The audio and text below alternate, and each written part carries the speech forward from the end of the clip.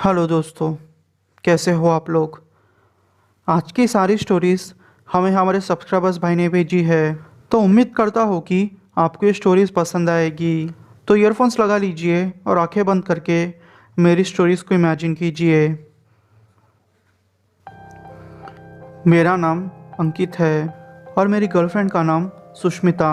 हम लोगों ने प्लान बनाया था कि हम लोग हिमाचल घूमने जाएंगे। मेरी गर्लफ्रेंड ने झूठ बोला कि वो सिर्फ लड़कियों के साथ ही घूमने जा रही है। तो हम लोगों ने प्लान बनाया कि मैं मेरे दोस्त विनय को ले आऊँगा और वो अपनी दोस्त कायरा को लेके आएंगी। हम लोगों का ग्रेजुएशन अभी पूरा हुआ था। हम लोगों को पता था कि हमारे पास यही मौका है कि हम हमारी लाइफ को एंजॉय कर पाएंगे, क्योंकि हम सारे लोगों की जॉब लगने वाली थी। इसलिए सोचा कि हम इस पल को यादगार बनाएंगे। वैसे मैं आपको बता दूं, हम लोग विशाखापट्टनम के रहने वाले हैं। विशाखापट्टनम से हिमाचल का रास्ता लंबा था। हम लोगों ने सोचा कि हम लोग कार में ही जाएंगे। मेरी खुद की कार थी, तो इसलिए कोई टेंशन की बात ही नहीं थी और पैसे भी हमारे पास ठीक ठाक थे, क्योंकि हम लोगों ने प्लान बनाया था कि ग्रेजुएशन के बाद तो कहीं ना कहीं घूमने जाएंगे और वैसे भी हमारी फैमिलीज अच्छे घर से है, इसलिए पैसों की कोई भी दिक्कत नहीं थी। विशाखापट्टनम से हिमाचल का रास्ता तकरीबन 2000 किलोमीटर का था। हम लोगों को 2 से 3 दिन तो लगने ही वाले थे। हम लोगों ने सोचा कि चाहे कितने दिन भी लगे, हम लोग एंजॉय करते जाएंगे। मैंने फिर विनय को फ़ोन करके अपने घर बुला लिया और मेरी गर्लफ्रेंड ने भी उसके दोस्त को अपने घर बुला लिया। हम लोगों ने फिर अपनी ट्रिप चालू कर दी। हमें बहुत मज़ा आ रहा था। मुझे लग रहा था कि बस यही ज़िंदगी है और चाहे कुछ भी हो जाए, मुझे मेरी ज़िंदगी को अच्छे से जीना है। शायद ये मेरी ज़िंदगी की सबसे बड़ी भूल थी। हम लोग हिमाचल पहुँचे और वहाँ की एक होटल में रात रुकने का तय किया। हम लोगों का प्लान ये था कि उस रात को आराम करेंगे और दूसरी रात को घूमने चले जाएंगे और किसी और होटल में चेक इन कर लेंगे। हम लोगों के पास तकरीबन 15 से 20 दिन थे, तो कोई टेंशन ही नहीं थी। हम लोगों ने पहले ही रिसर्च कर ली थी कि हिमाचल में कौन सी जगहें देखने लायक है। उसके हिसाब से हम लोगों ने हमारा प्लान किया। पहले 5-6 दिन तो सब कुछ ठीक रहा। हम लोगों ने घूमा, खाया, मौज की, बस हम लोग बहुत खुश थे। पर सारी चीज़ें बाद में बिगड़ने लगी। एक रात की बात है, मैं ड्राइव कर रहा था और मेरी गर्लफ्रेंड मेरे पास ही बैठी थी और पीछे विनय और कायरा बैठे थे। थोड़ी ही देर में हम लोग एक जंगल के इलाके में आए। पता नहीं मेरी गर्लफ्रेंड को क्या हुआ, उसने अचानक से कहा कि गाड़ी रोको। मैंने कहा क्या हुआ? वो कुछ भी नहीं बोल रही थी। मैंने सोचा शायद उसको वॉशरूम जाना होगा, इसलिए मैंने गाड़ी रोक दी। वो गाड़ी से उतरी और झाड़ियों के पीछे चले गई। तकरीबन 5 मिनट वेट करने के बाद भी मेरी गर्लफ्रेंड वहाँ से नहीं आई।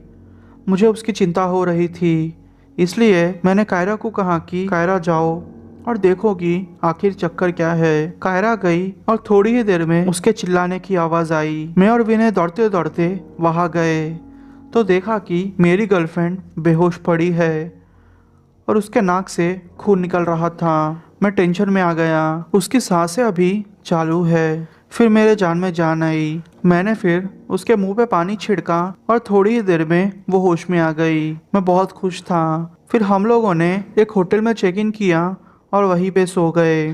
तकरीबन 1:30 बजे हम लोग उस होटल में पहुंचे थे। मैंने और मेरी गर्लफ्रेंड ने एक रूम बुक किया था और दूसरे रूम में वो दोनों ने। रात के 3 बजे थे। कुत्तों के भौंकने की आवाज़ आ रही थी।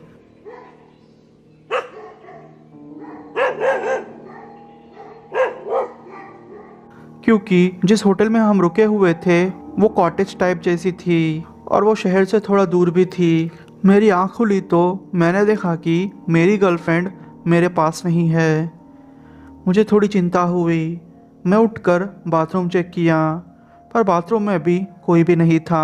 फिर मैंने सोचा कि शायद वो विनय उनके रूम में गई होंगी। फिर मैं विनय के रूम में गया और उसकी रूम चेक की। उसके रूम में मेरी गर्लफ्रेंड नहीं थी।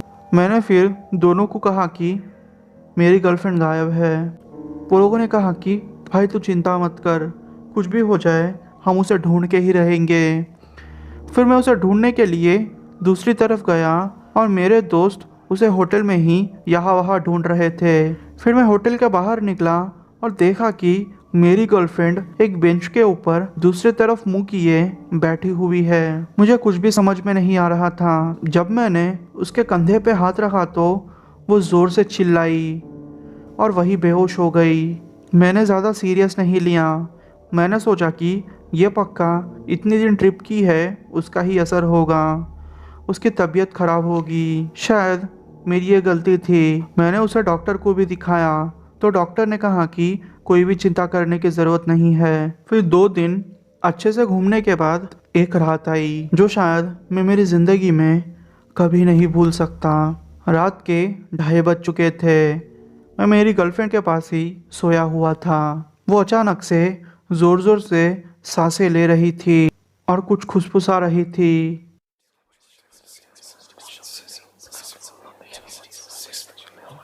मैंने फिर उठ के देखा तो वो मेरे ही तरफ घूरते हुए देख रही थी। उसकी आंखें एकदम से काली हो गई थी।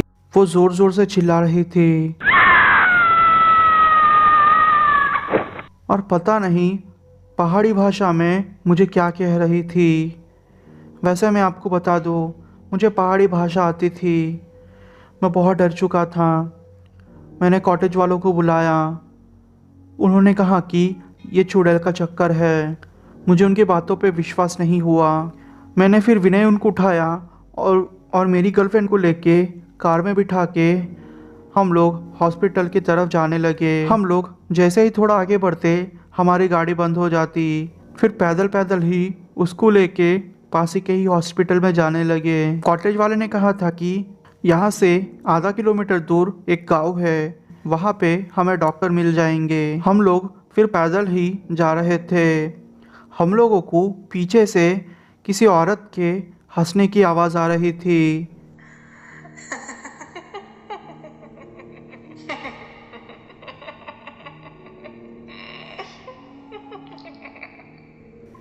हम लोगों ने ज़्यादा नहीं सोचा क्योंकि मुझे पता था कि मुझे पीछे मुड़ के देखना भी नहीं है। हम लोग और थोड़ा आगे बढ़ते गए।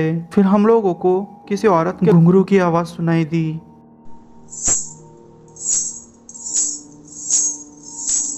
जैसे तैसे करके हम हॉस्पिटल में पहुंचे, पर उस हॉस्पिटल वाले ने कहा कि ये हमारे बस का नहीं है, इसके लिए किसी बाबा को बुलाना पड़ेगा। फिर हॉस्पिटल वालों ने बाबा को बुलाया।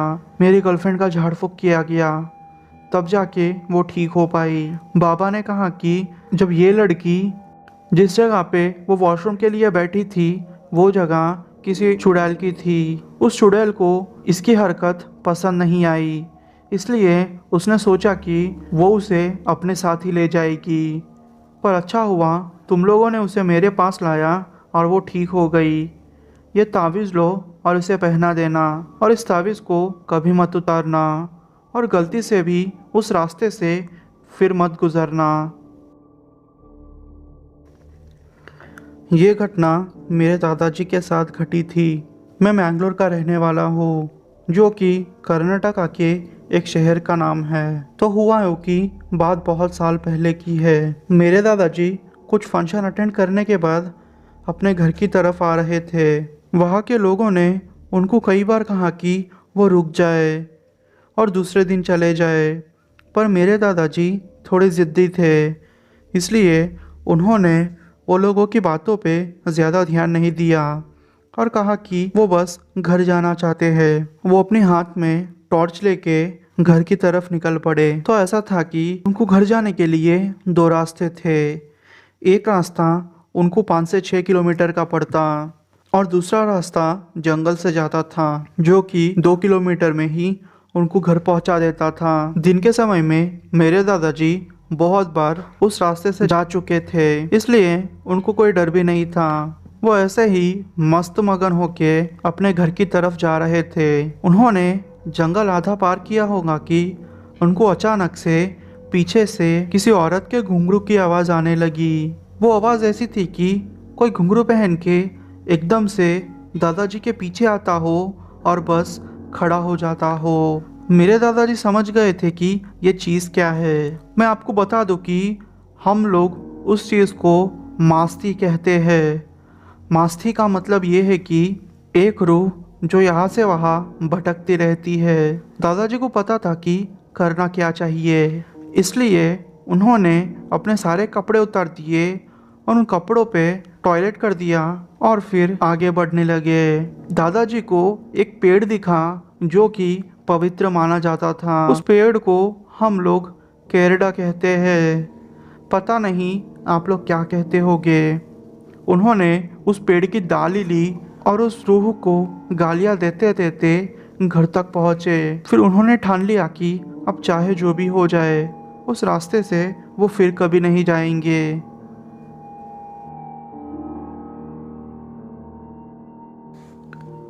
ये घटना मेरे चाचा और चाची के साथ घटी थी। हम लोग मुंबई के रहने वाले हैं। तो ये घटना 2002 में घटी थी। अप्रैल या मई का टाइम था। तो हुआ यूँ कि मेरे चाचा जी को कुछ काम था। मेरे दादा दादी मुंबई से ही 3-4 घंटों की दूरी पर एक छोटे से गांव में रहते थे।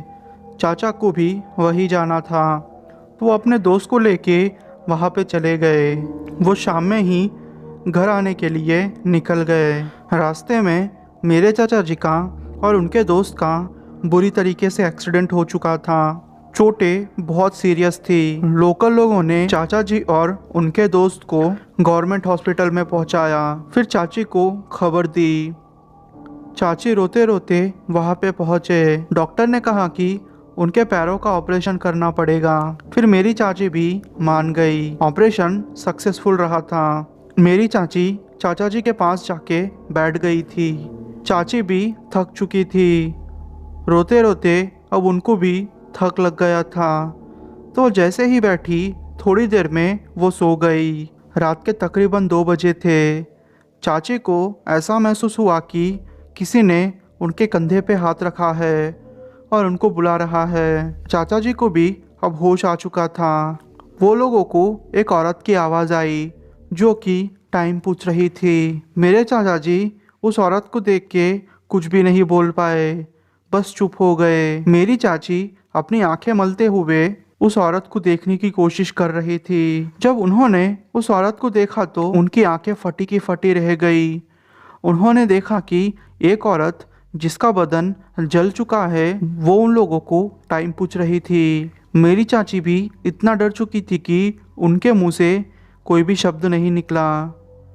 जवाब ना पाकर वो औरत वहाँ से चले गई। दूसरे दिन सुबह में जब मेरी चाची ने नर्स से पूछा तो नर्स ने कहा कि वो औरत मर चुकी है और उसकी आत्मा हर रात ऐसे ही यहाँ से वहाँ भटकती रहती है। उस औरत ने अभी तक किसी का कुछ भी नुकसान नहीं किया, पर शायद वो इस जगह को छोड़ना नहीं चाहती। हम लोगों ने बहुत ट्राई किया, पर शायद उसकी ज़िंदगी के कुछ पल यहाँ पे बिताना तय है शायद। फिर मेरे चाचा चाची वहाँ से घर आ गए।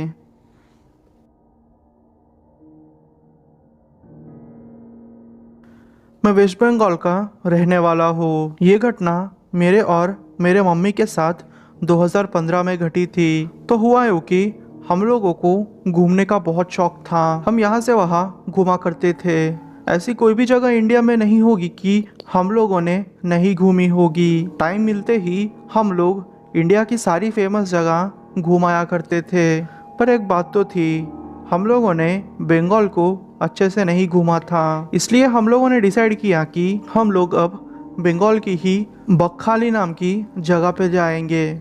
मैं, मेरे मम्मी और मेरे पापा तीनों मिलके वहाँ पे चले गए। सारा दिन ट्रैवल करते करते हम लोग थक चुके थे।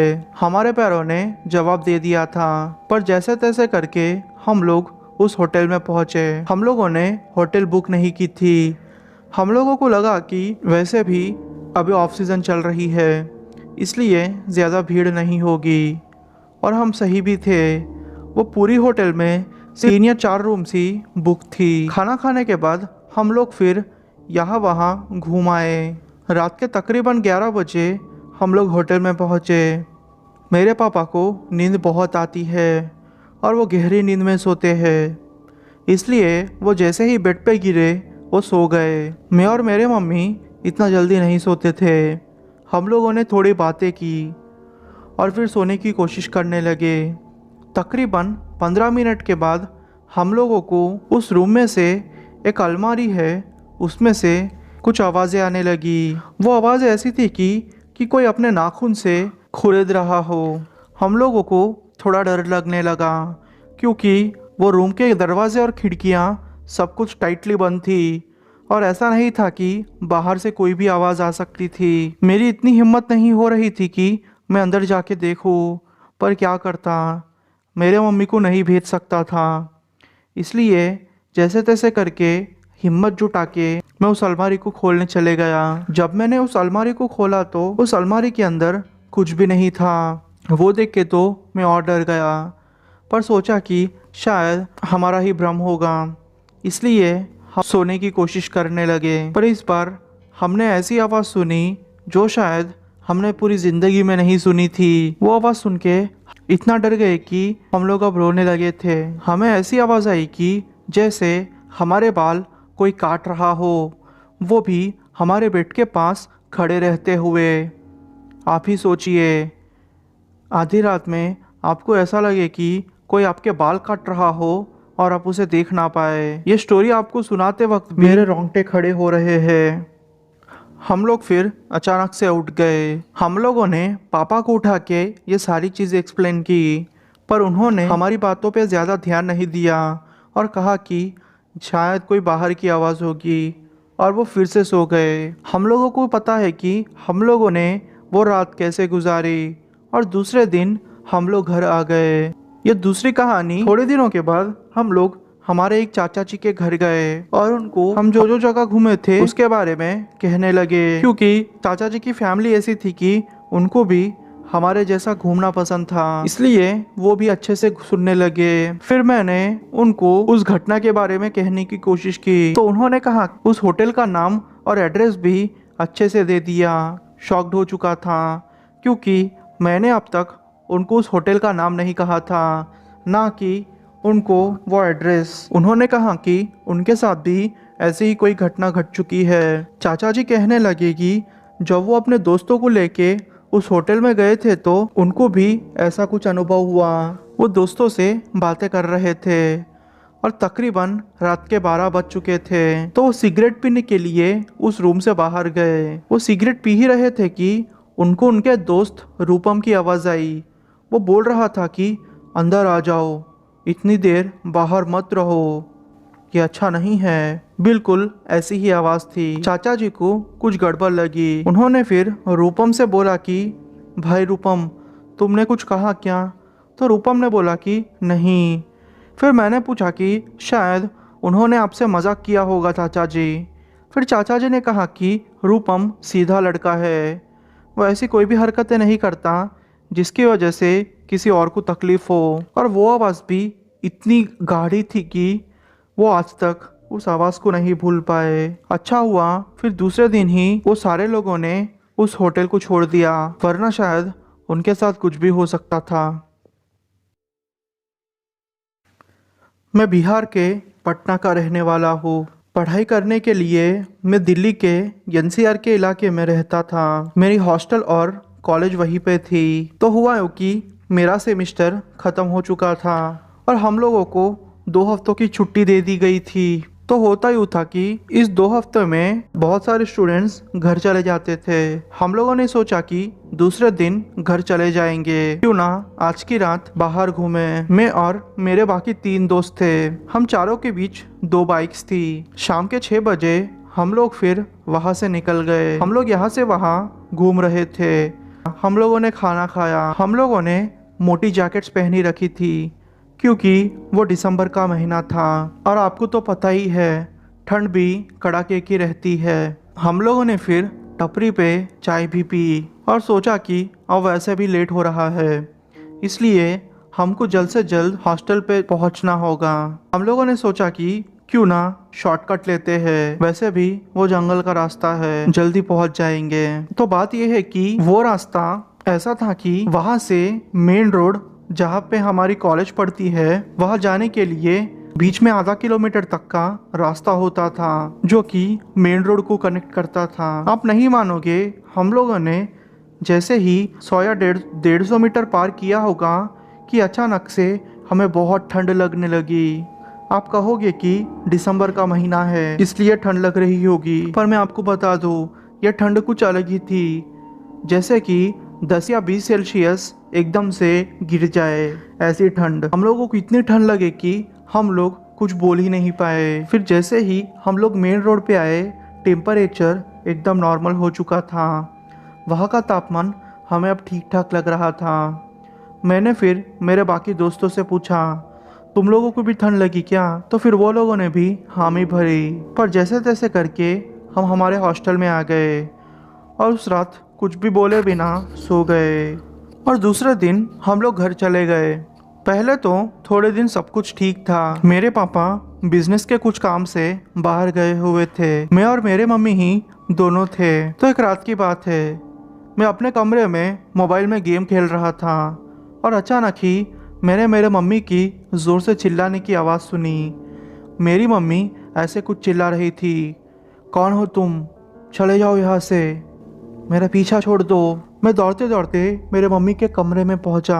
मेरे मम्मी से पूछने पर उन्होंने कहा कि यहाँ तो कुछ है जो कि उनके पीछे पड़ा है। मम्मी ने कहा कि वो एक बुक पढ़ रही थी और वो अपने बेड पे थी। अचानक ही उनको अपने बेड पे कोई वजन जैसा कुछ महसूस होने लगा और ऐसा था कि हमारा जो वो बेड था वो आवाज़ें करता था, इसलिए समझ में आ जाता था कि कौन बेड पे चढ़ा है और कौन बेड से उतर रहा है। मम्मी ने कहा कि अचानक से जिस ब्लैंकेट को उन्होंने ओढ़ के रखा था उसको एक कोने से कोई ऐसी रूह थी जो खींच रही थी और वो इतनी ताकतवर थी कि उन्होंने तो मेरी मम्मी को नीचे ही गिरा दिया। जब हम लोगों ने बेड को अच्छे से चेक किया तो बेड के ऊपर मिट्टी ही मिट्टी थी। पर यह कैसे हो सकता है? मैं आपको बता दूं कि हम लोग बेड पे सोने से पहले दूसरे कपड़े पहनते हैं। हम लोगों में यह माना जाता है कि अगर बेड साफ हो तो घर में सब कुछ ठीक रहता है, इसलिए साफ सफाई का बहुत पालन करते हैं। मुझे बहुत डर लग रहा था। हम लोगों ने फिर तुरंत ही बेडशीट चेंज कर दी, पर शायद उस आत्मा ने हमारा पीछा नहीं छोड़ा था। फिर से वो मिट्टी बढ़ते ही जा रही थी। वो मिट्टी का कलर कुछ पीले पीले जैसा मुझे लग रहा था। फिर मैं और मेरी मम्मी जाके मेरे कमरे में सो गए। जब तक मेरे पापा नहीं आए, मैं और मम्मी एक ही कमरे में सोए। फिर मेरे पापा आने के बाद सब कुछ नॉर्मल हो गया। मेरे मम्मी ने पहले भी इन सारी चीज़ों का सामना किया था, इसलिए वो ज़्यादा नहीं डरी और मुझसे कहा कि इन सारी चीज़ों पे ज़्यादा ध्यान नहीं देना चाहिए, वरना वो तुम्हारे दिमाग से खेलेगी। पता नहीं वो रोड वाली घटना और इस घटना को क्यों लिंक कर रहा हो। मैं आपको बता दूं कि जो मिट्टी हॉस्टल आने के बाद मैंने अपने जूतों से झटकी थी, वही मिट्टी मैंने अपने बेड पे देखी थी, बिल्कुल पीले रंग की। शायद इसलिए मैं ये सारी चीज़ें लिंक कर रहा हूँ। पर अच्छी बात थी कि हम लोग बच गए थे।